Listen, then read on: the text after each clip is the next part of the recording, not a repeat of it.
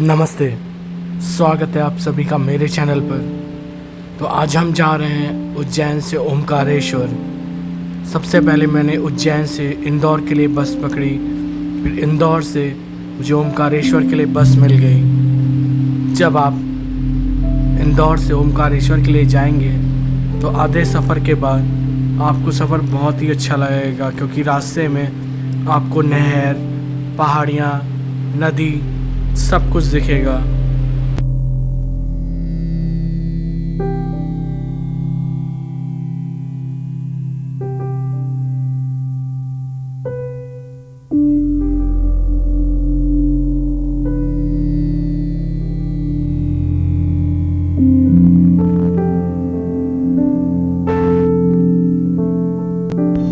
ये है पुराना रेलवे ट्रैक। शायद यहाँ पहले कभी ट्रेन चला करती थी, लेकिन फ़िलहाल अभी के लिए यहाँ कोई ट्रेन नहीं चलती।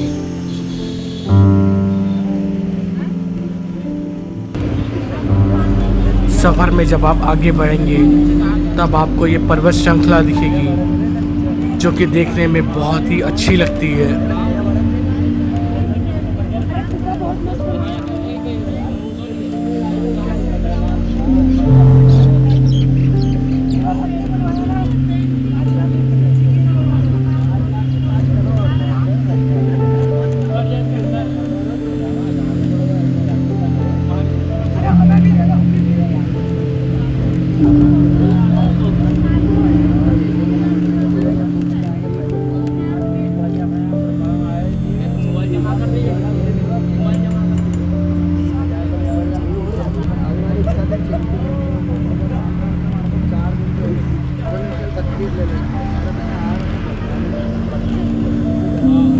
और फिर बस रास्ते में रुकी उस नाश्ते पानी के लिए, जहाँ पर आप लोग कर नाश्ता कर सकते हैं और चाय पी सकते हैं।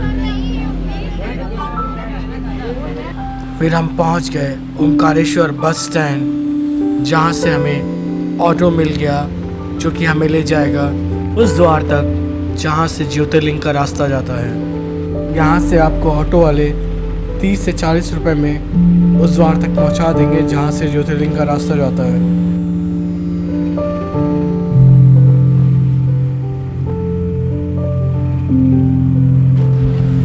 ओमकारेश्वर टेम्पल एक हिंदू मंदिर है। यह मध्य प्रदेश के खंडवा जिले में स्थित है और नर्मदा नदी के बीच मंदाता या शिवपुरी नामक द्वीप पर स्थित है। यह भगवान शिव के 12 ज्योतिर्लिंगों में से एक है। सदियों पहले कोली जनजाति ने इस जगह पर लोगों की बस्तियां बसाई और अब यह जगह अपनी भव्यता और इतिहास से प्रसिद्ध है। रास्ते में मंदिर जाते वक्त आपको दोनों तरफ पेड़ों की हरियाली बहुत अच्छी लगेगी।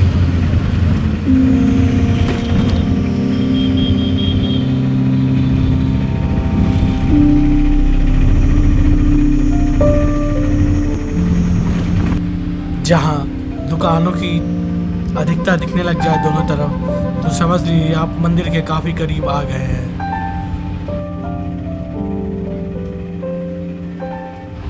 और ये है वो प्रवेश द्वार जहाँ से आप ओमकारेश्वर ज्योतिर्लिंग के लिए अंदर जाएंगे। हर हर महादेव।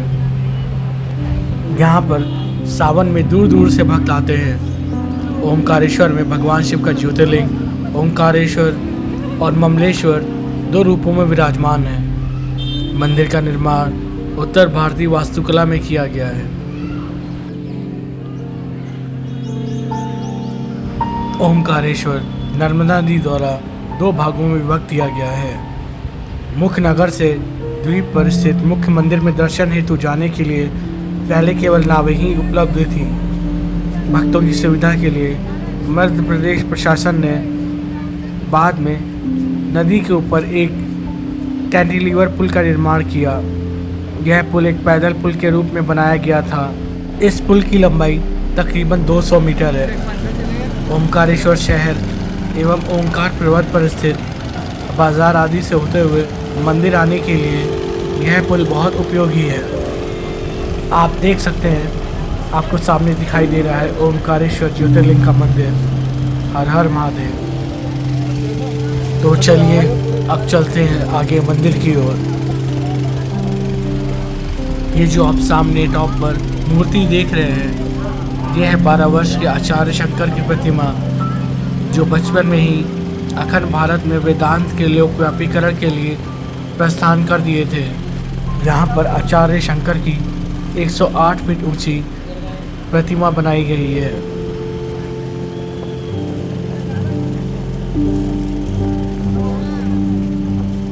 ब्रिज के दोनों तरफ नदी का नज़ारा काफ़ी शानदार है और नदी भी काफ़ी चौड़ी है और पानी भी अच्छा खासा है।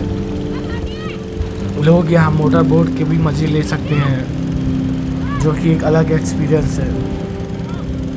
ओमकारेश्वर मंदिर मध्य प्रदेश के खंडवा में नर्मदा नदी के मध्य द्वीप पर स्थित है। वहीं दक्षिण तट पर ममलेश्वर मंदिर मौजूद है। ओमकारेश्वर में ओमकारेश्वर ज्योतिर्लिंग के साथ साथ ममलेश्वर ज्योतिर्लिंग भी है। ओमकारेश्वर मंदिर की आधिकारिक वेबसाइट के अनुसार भगवान शंकर के 12 ज्योतिर्लिंगों में से चौथा ओमकारेश्वर है। ऐसा माना जाता है कि इस शब्द का उच्चारण सबसे पहले ब्रह्मा जी के मुख से हुआ था। ओमकारेश्वर में भगवान शिव का ज्योतिर्लिंग ओमकारेश्वर और ममलेश्वर 2 रूपों में विराजमान है। ऐसी मान्यता है कि भगवान शिव यहाँ माँ पार्वती के साथ विराजमान है और रात्रि में विश्राम करते हैं। साथ ही दोनों चौसर भी खेलते हैं, इसलिए यहाँ मंदिर में चौसर, पासे, पालना और सेज भी सजाए जाते हैं। सावन के महीने में यहाँ भक्तों का तांता लगा रहता है। शाम के वक्त ओमकारेश्वर में अलग ही नज़ारा है। खास बात यह है कि मंदिर का निर्माण उत्तर भारतीय वास्तुकला में किया गया है। 5 मंजिला इस मंदिर में सबसे नीचे श्री ओमकारेश्वर देव, फिर श्री महाकालेश्वर, श्री सिद्धनाथ, श्री गुप्तेश्वर और अंत में ध्वजाधारी देवता विराजमान है।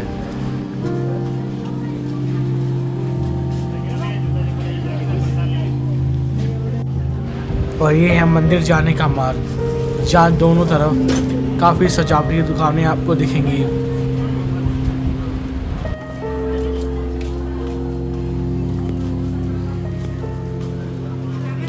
यहाँ की खास बात यह है कि ये द्वीप पवित्र ओम के आकार में दिखाई पड़ता है। यही कारण है कि इसे ओमकारेश्वर के नाम से जाना जाता है। माना ये भी जाता है कि ओमकारेश्वर में स्थित लिंग एक प्राकृतिक शिवलिंग है और इसे किसी मनुष्य द्वारा तराशा या गढ़ा नहीं गया है। ओमकारेश्वर मंदिर वर्तमान समय में विश्व प्रसिद्ध धार्मिक स्थल है। यहाँ बड़ी संख्या में श्रद्धालु भगवान शिव के दर्शन हेतु ओमकारेश्वर मंदिर आते हैं। इस मंदिर की सबसे बड़ी विशेषता यह है कि ओमकारेश्वर मंदिर में देवों के देव महादेव और माता पार्वती चौपड़ खेलने आते हैं। वहीं चौपड़ खेलने के बाद रात्रि विश्राम भी यहीं करते हैं। अब हम जा रहे हैं वापस होटल की तरफ, क्योंकि हम उज्जैन से सीधे आए थे ओमकारेश्वर की ओर। मंदिर जाने से पहले खुद को नहाना है, प्लस अपना भारी भरकम ट्रैवल बैग भी वापस कमरे में रखना है। तो जहाँ से मंदिर का गेट है, देखने के बाद मैं वापस आ गया होटल रूम पर। रूम में नहाकर थोड़ा आराम करने के बाद हम चल दिए वापस मंदिर की ओर। रात्रि में यहाँ का नज़ारा और ही शानदार लगता है।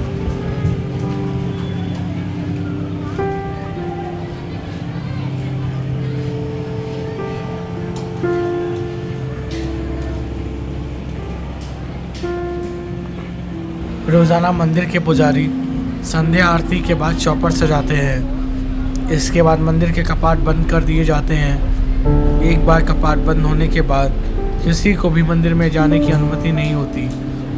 अगले दिन प्रातःकाल में मंदिर के कपाट खोले जाते हैं। उस समय चौपड़ पर रखी गोटे बिखरे मिलते हैं, मानो किसी ने चौपड़ खेला है। इस बारे में मंदिर के पुजारियों का कहना है कि रोज़ाना माता पार्वती संग शिवजी चौपड़ खेलने आते हैं। दोनों चौपड़ खेलते हैं। इसके बाद मंदिर के शयन कक्ष पर विश्राम भी करते हैं। वहीं संध्या काल में देवों के देव महादेव तीनों लोकों का भ्रमण करने के बाद ओमकारेश्वर आते हैं।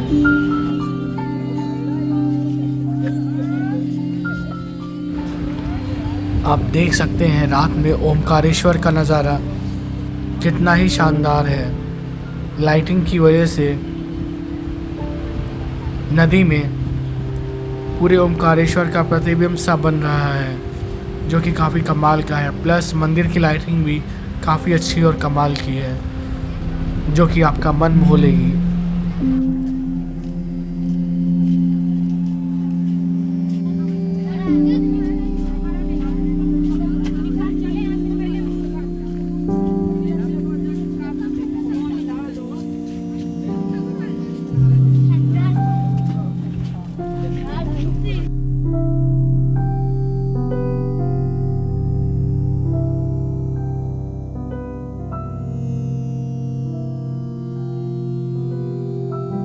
चलिए हम फिर वापस आ गए उस जगह पर जहाँ से हमें जाना है मंदिर की ओर और महादेव से आशीर्वाद प्राप्त करना है।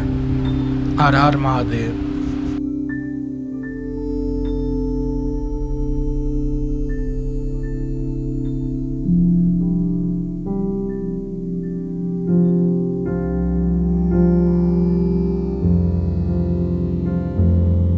ओमकारेश्वर का निर्माण नर्मदा नदी से स्वतः ही हुआ है। यह नदी भारत की पवित्रतम नदियों में से एक है और अब इस पर विश्व का सर्वाधिक बड़ा बांध परियोजना का निर्माण हो रहा है।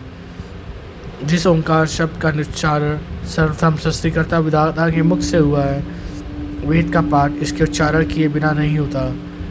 इस ओंकार का भौतिक विग्रह ओंकार क्षेत्र है। इसमें 68 तीर्थ हैं। यहाँ 33 कोटि देवता परिवार सहित निवास करते हैं तथा 2 ज्योति स्वरूप और लिंगों सहित 108 प्रभावशाली शिवलिंग हैं। तो आखिरकार हम पहुंच गए मंदिर के उस एंट्रेंस पर जहां लोगों की काफ़ी लंबी कतार लगी हुई है। दर्शन करने में मुझे 2 घंटे से भी ज़्यादा का वक्त लग गया था। जब आप कतार में लगे होंगे तो आपको भगवान हनुमान का भी मंदिर दिखेगा, जहाँ पर आप प्रणाम कर आशीर्वाद ले सकते हैं।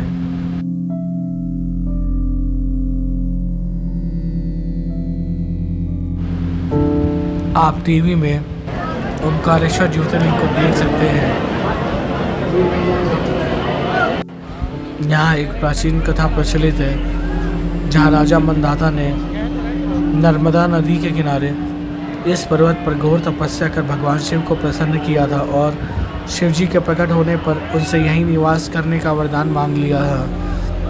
तभी से उक्त प्रसिद्ध तीर्थ नगरी ओंकार मंदाता के रूप में पुकारे जाने लगी।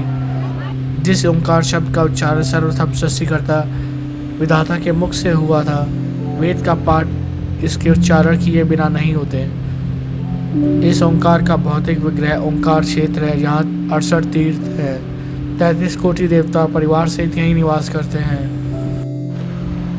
मंदिर के बाहर कतार में आप लोगों की भीड़ देख सकते हैं कि किस तरह लोगों की भीड़ लगी हुई है महादेव का आशीर्वाद प्राप्त करने के लिए।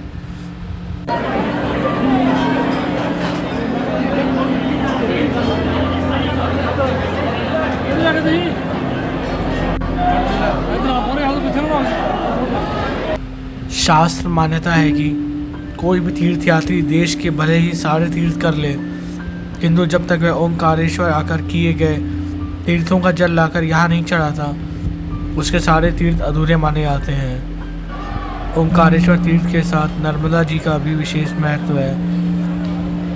शास्त्र मान्यता के अनुसार जमुना जी में 15 दिन का स्नान तथा गंगा जी में 7 दिन का स्नान जो फल प्रदान करता है, उतना पुण्य फल नर्मदा जी के दर्शन मात्र से हो जाता है। और ये हैं मंदिर के पिलर, जिनमें बहुत ही शानदार कलाकारी की हुई थी।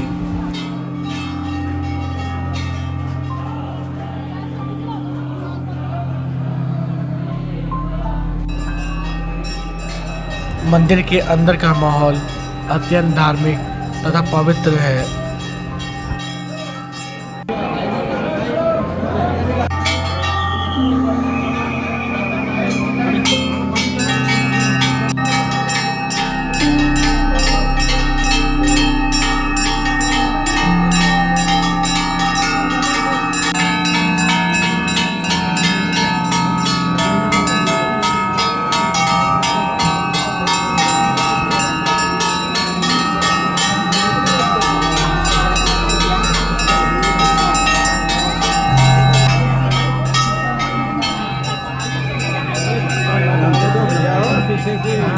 जब भीड़ बहुत ज़्यादा हो तब भक्तगण दर्शन को जल्दी से जल्दी करने के लिए धक्का मुक्की शुरू कर देते हैं, जो कि बहुत गलत है।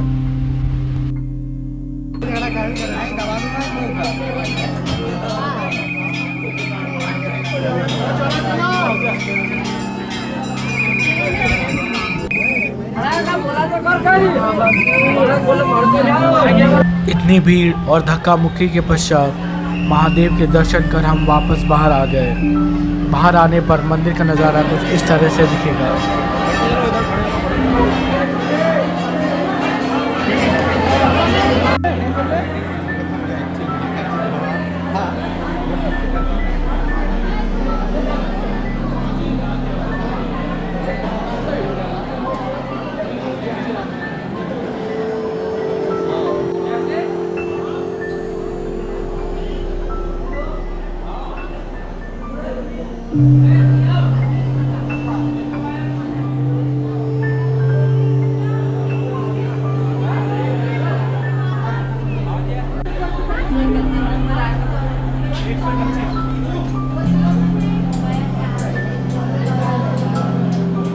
हम एकदम आखिर में पहुंचे थे मंदिर के दर्शन करने के लिए, और अब मंदिर के बंद होने का भी वक्त आ चुका था।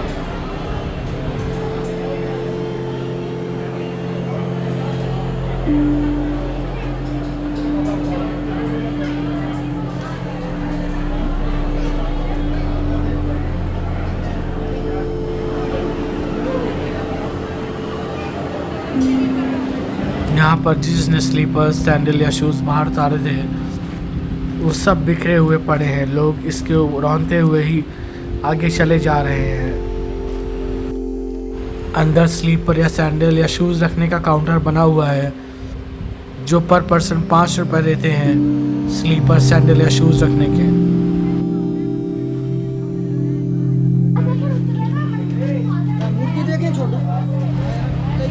और ये थी वो गली जिससे हम गए थे महादेव के मंदिर में।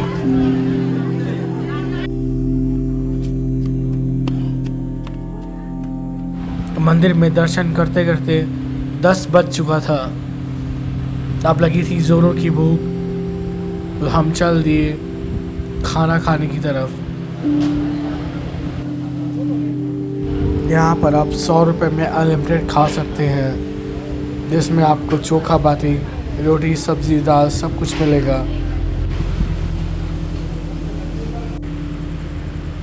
खाना खाने के बाद हमने लस्सी पी और फिर चल दिए अपने रूम की तरफ रात्रि में विश्राम करने के लिए। ये था वो कमरा जो रात में रहने के लिए लिया था, जो कि 1000 रुपये में मुझे मिल गया था।